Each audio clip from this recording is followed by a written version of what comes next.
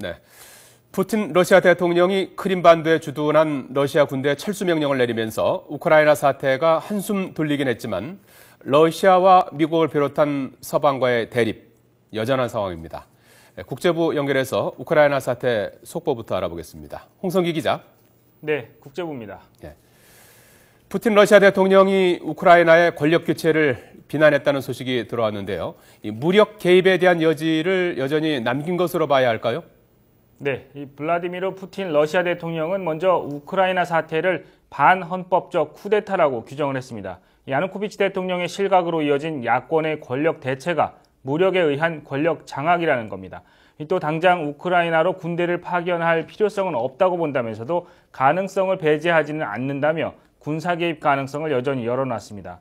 그러면서 우크라이나에 대한 어떠한 개입도 국제법 틀 안에서 합법적으로 이뤄질 것이라고 강조했는데요. 러시아인들을 보호하기 위해서만 군사력 사용을 결정할 것이라면서 무력 사용은 최후의 수단으로서 선택될 것이라고 말했습니다. 푸틴 대통령의 말을 직접 들어보시죠. Что может послужить поводом для использования вооруженных сил? Это, конечно, крайний случай.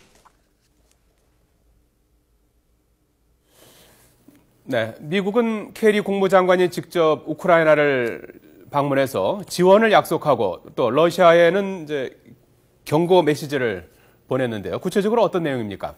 네, 존 케리 미국 국무장관이 우크라이나를 직접 방문해서 과도 정부 힘 실어주기에 나섰습니다. 케리 장관은 우크라이나의 수도 키예프를 찾아서 과도 정부에 10억 달러, 우리 돈 1조 700여억 원을 지원하겠다고 밝혔습니다.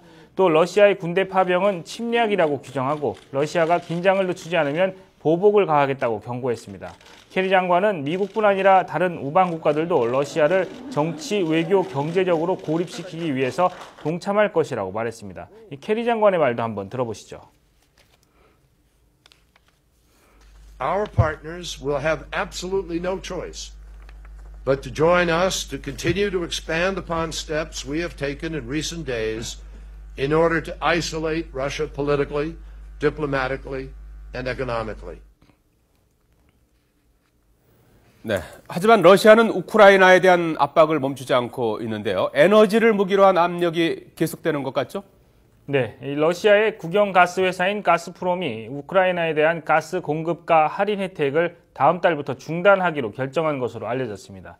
인테르팍스 통신은 알렉세이 밀레르 가스프롬 사장이 드미트리 메드베데프 총리와의 면담에서 이같이 밝혔다고 보도했습니다. 가스프롬 사장은 우크라이나가 가스 공급가 할인 협정을 맺을 때 약속한 합의들을 이행하지 않고 있어서 다음 달부터 할인 혜택을 연장하지 않기로 결정했다고 밝혔습니다.